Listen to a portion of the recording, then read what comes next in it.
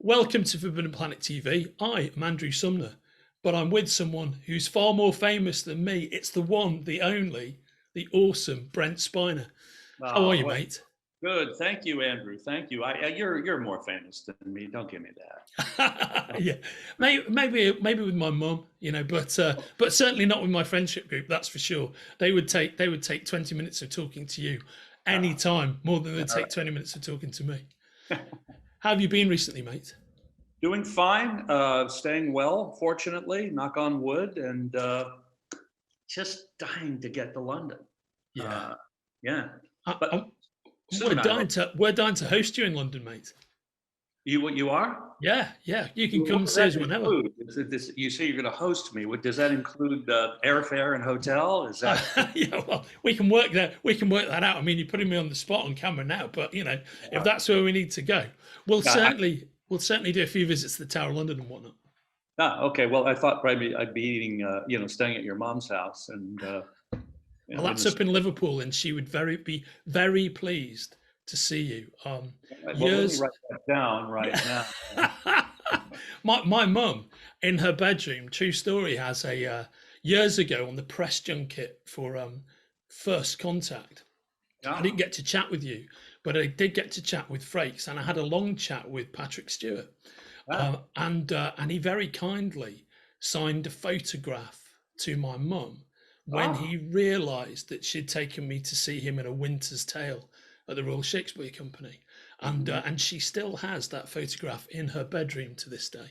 Wow. Well, if only I had one. Yeah, But I didn't see Winter's Tale, so I yeah. guess I didn't deserve it.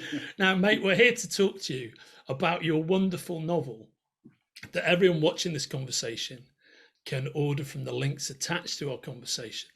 And it's fan fiction, a memoir, an unusual take, a hybrid, I guess, Yeah. of novel, of adventure, of biography. What can you tell me about it, Brent? Well, all I can tell you is it primarily, Andrew. My objective was to entertain. That's sort of what I'm always kind of into, you know, and I think that's our primary job. So in writing something, I thought, well, let me write something that hopefully will be entertaining for people to read, and so it's also, as you say, it's a hybrid. It's many things. It's a black comedy. It's a a thriller. It's a part, a little bit of a memoir. It's a bunch of things. And what was your journey to creating it? I mean, what space in your head did all of that glorious transfusion of factors come from? You know what? I'm not sure how it. What happened was, to be brief about this, because it's not that interesting, but a literary agent came to me and said, "We'd like you to write a memoir," and I wasn't interested in writing a memoir. And so I said, well, I don't really want to write a memoir, but I've got another story in mind.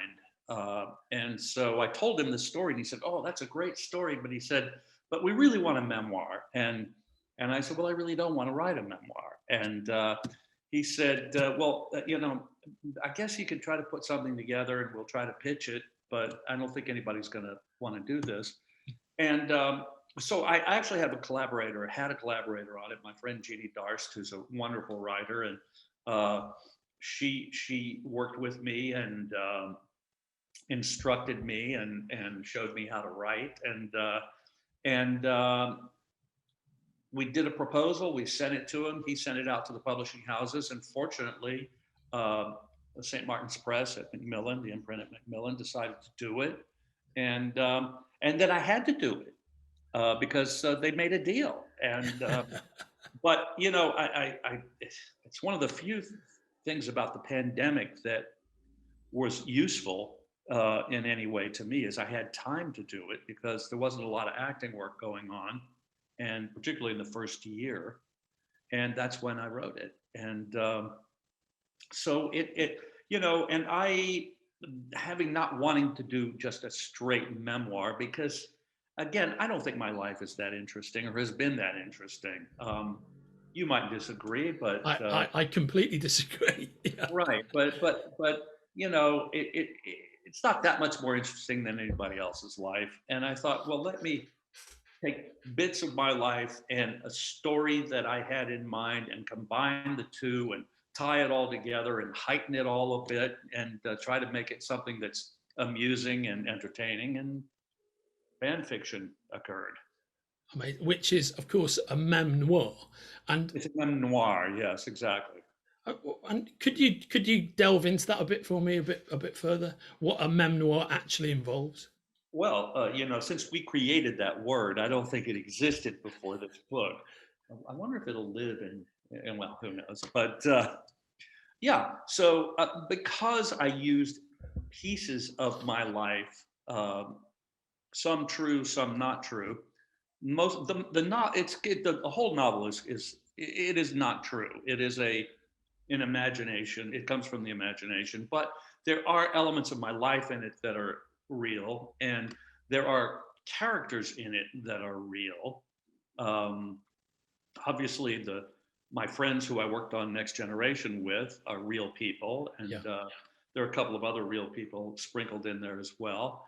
And there is a plot that's driving it as well, which is something of a kind of a thriller and a whodunit.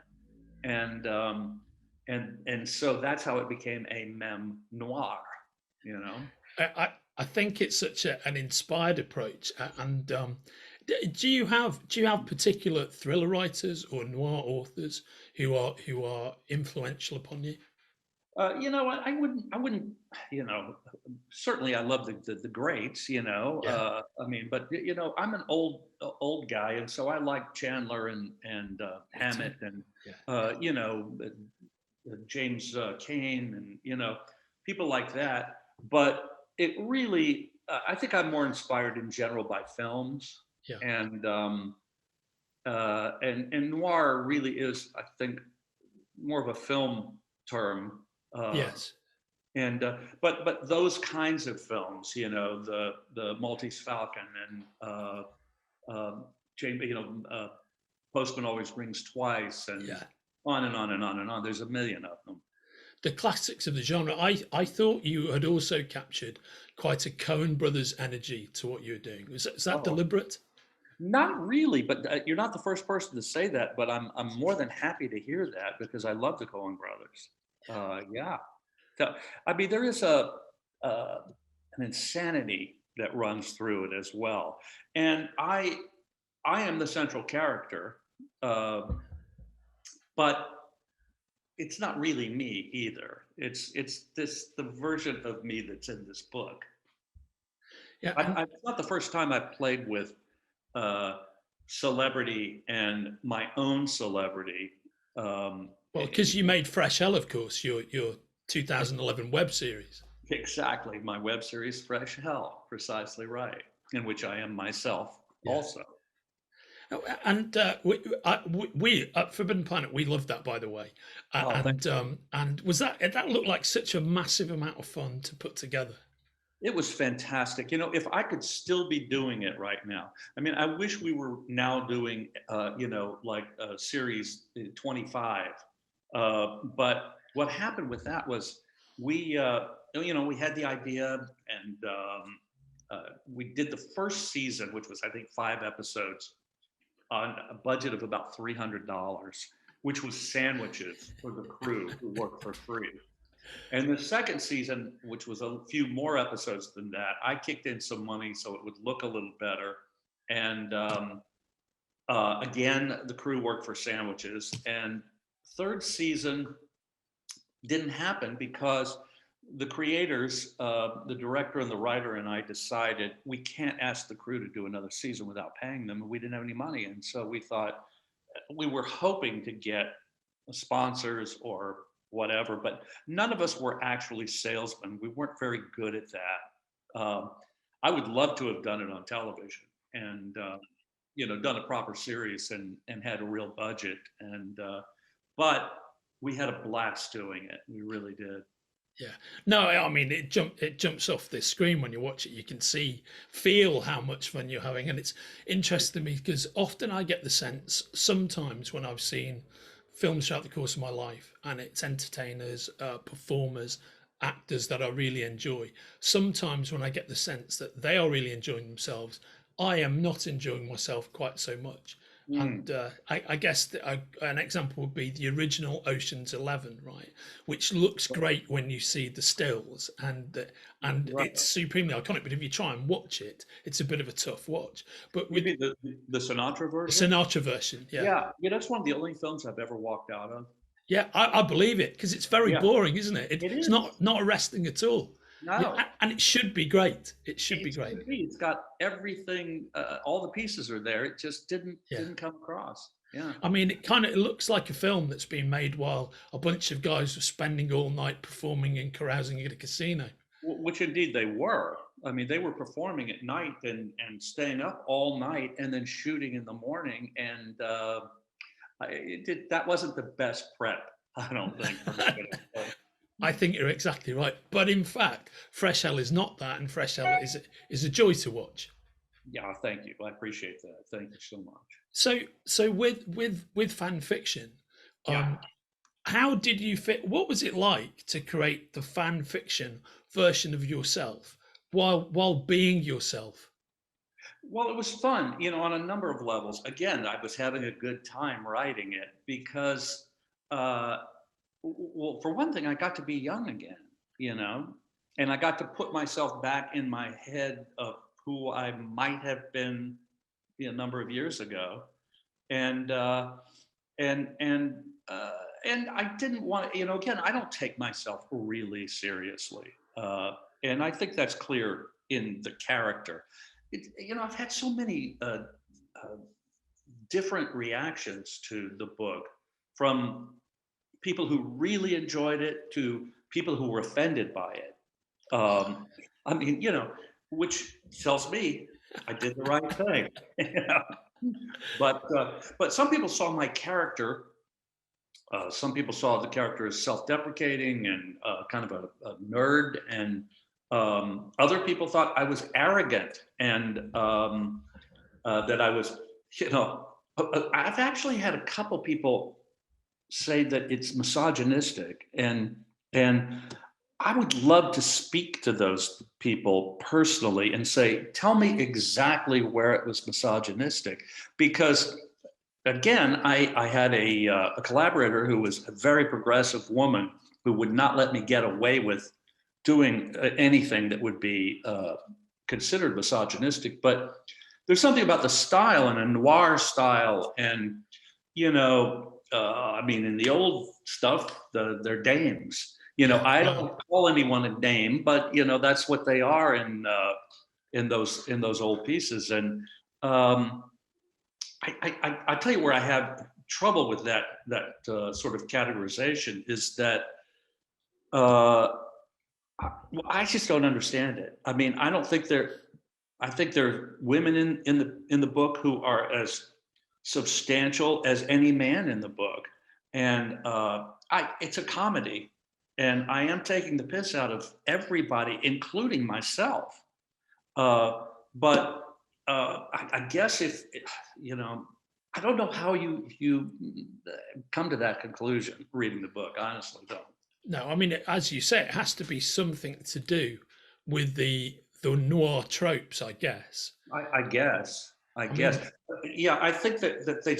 Well, I don't want to give anything away in the book if it hasn't been read, but I think that the romances in the book, in some way, they found those wish fulfillment on my part, right, and okay, really, it wasn't that at all. It was fiction and yeah, black comedy, yeah. So, yeah, I'm sorry if people, some people felt that way, but too bad. Well, I mean, I think that's very gracious of you, and I do feel that that people are maybe missing the point by a country mile to respond in that way.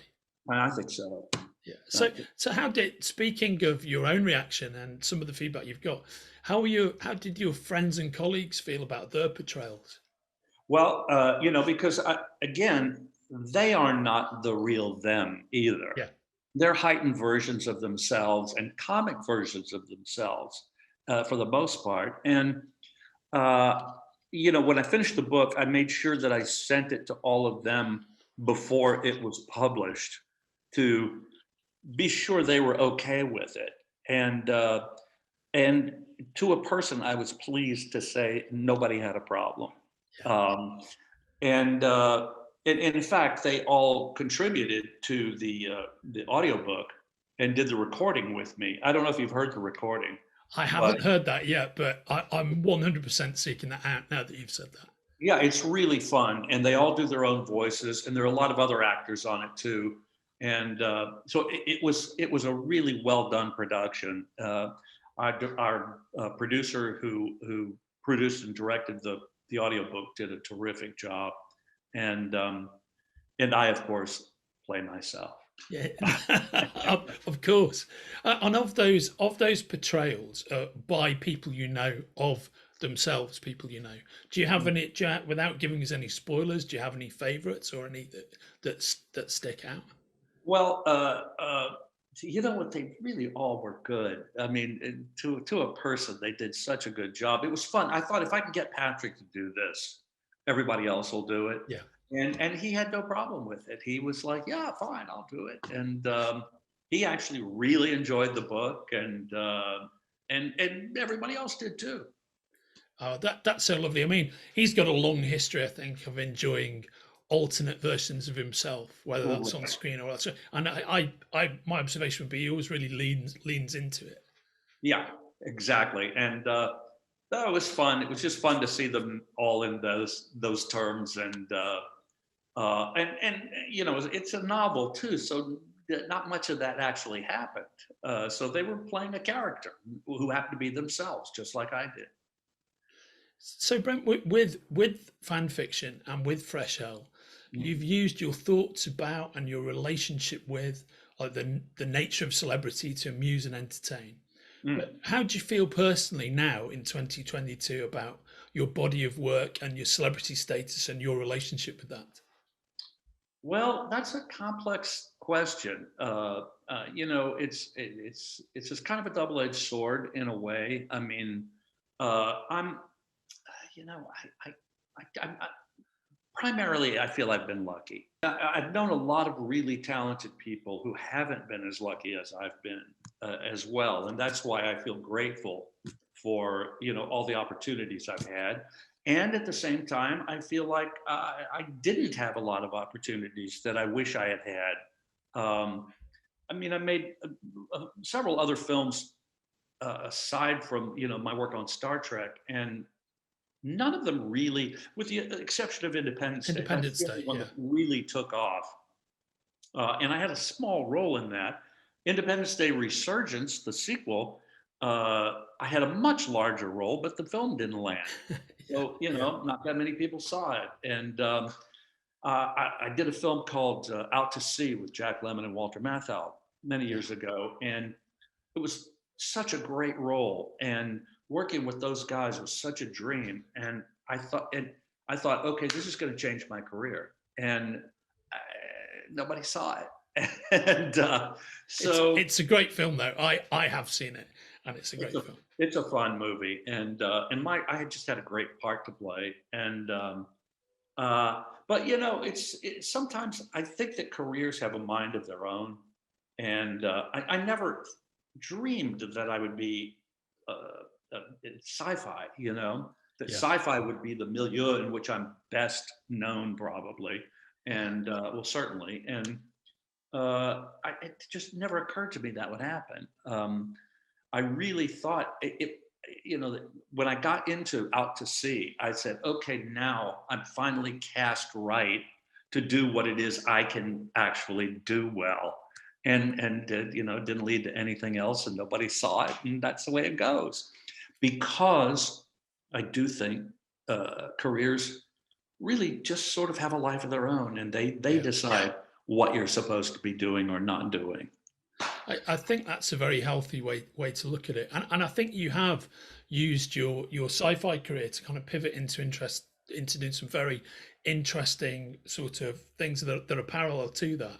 What I Yeah. mean by that is we're big fans of your DC and Marvel animation voiceover work because Right. we sell a ton of books at Forbidden Planet. We also we sell a ton of comic books, and I think you do a great Joker Ah, on Young Justice. Yeah, well, thank you. I love doing it. I mean, that's Greg Weisman, who is a wonderful writer and producer. Who he did Young Justice. He did Gargoyles was his creation. The season I did on Star Wars Rebels was also Greg Weisman, and so yeah, I've had a lot. I mean, thank you for saying about it. To my mind, Hamill is the Joker. yeah, He's the best. yeah. Uh, but hey, what do you think about this? My son brought this up the other day, and he's a really smart guy, and he feels, and I kind of agree that in Suicide Squad, and particularly the second one, that what Margot Robbie's doing in that is every bit the equal of what Heath Ledger did as Batman in Batman. I mean, she's phenomenal. She is brilliant. Incredible. Yeah. And she's brilliant in that character. It's Yeah. really no one else could have done it.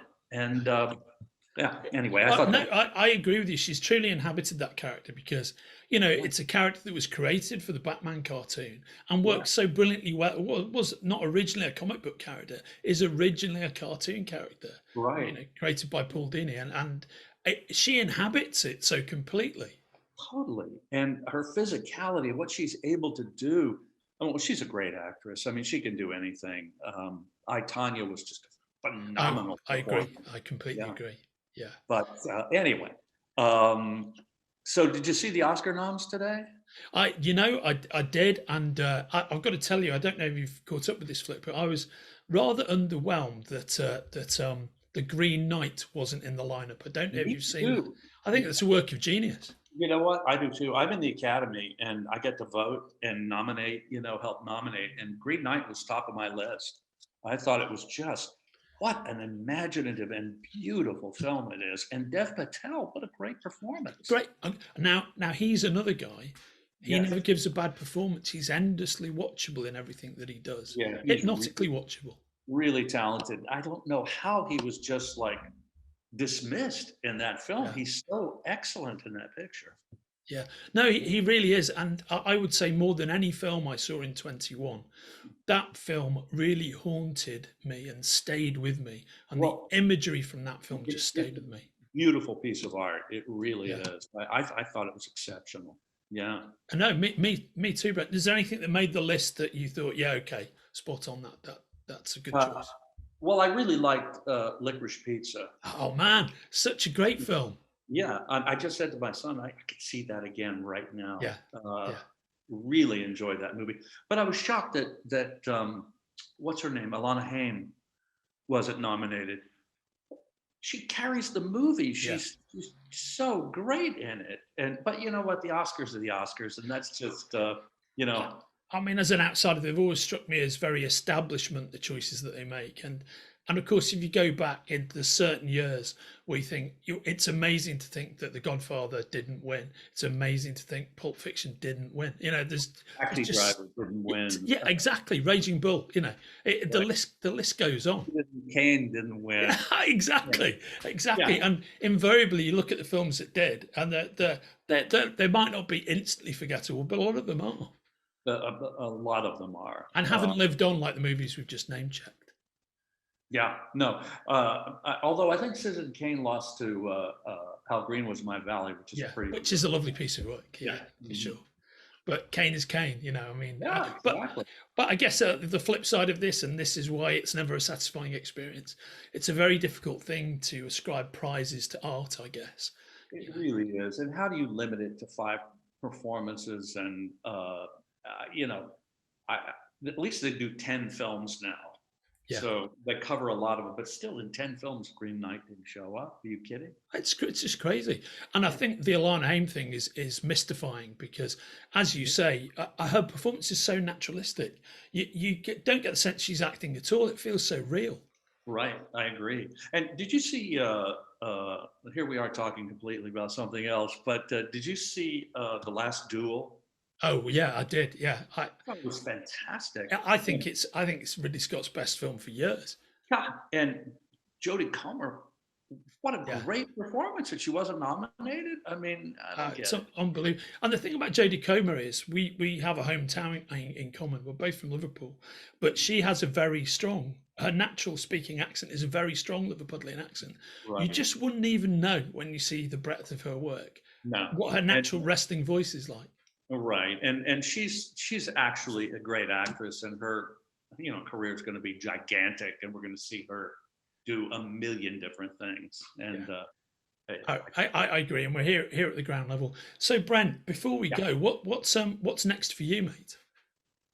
Uh, I don't know. I don't know. I've been working on the Picard show. Yeah, of Um, course, which is a great show. and well, Are you pleased with the response to Picard? yeah, I thought it was definitely. Our fans are really interesting because they're either going to like it or hate it, and they're very vocal about both. Yeah. And but they're great fans because they stay with us forever, and even if they hate what we're doing. And But no, I think it's worthy work, and certainly the first season was some wonderful writers working on it, and I think the second season's got a lot of surprises, and so we'll see. But I have no idea what's next after that. I mean, I think that's a very strong thing to be involved with, and I think Picard has taken some very big swings in its narrative, and it's Yeah, good to see. It's good to see Trek showrunners taking big risks with the show yeah, at this stage in its evolution. I think that's right. an interesting thing And to watch. it's fun to be back, kind of doing it 20 years later, but I actually, if I had my choice of things to do right now, I was trying to get a play on in London, and we had it all lined up and ready to go, and then the rights were pulled away from us, and we, Oh we man, couldn't do it. But that's always been a dream of mine to do something on stage in London. yeah. So I mean, anyone, you've got to come and do it. You'd be so well received. I'd love to. I'd love to, but we'll see what happens. Thank you very much for freeing up the time to speak to us about fan fiction and MemNoir, Brent. And thanks for being here at Forbidden Planet TV. And please come and visit us I when you want can get over to London in the flesh. I really hope I will, and I will if I get there. And if you want to buy the book, you know where to go now, right? In London, in Right England. from the links attached to this conversation and in Okay. our flagship store at 179 Shaftesbury Avenue. There you go. Wish I Thank, was there right now. we wish you here too, mate. You take care of yourself. It's great to see you. Andrew, all the best, my friend. Thank you so much. Take care. Bye bye. Bye. If you're enjoying watching Forbidden Planet TV and you're enjoying watching us talk to the world's most interesting and accomplished filmmakers, authors, artists, musicians, creators, subscribe right here. See you soon.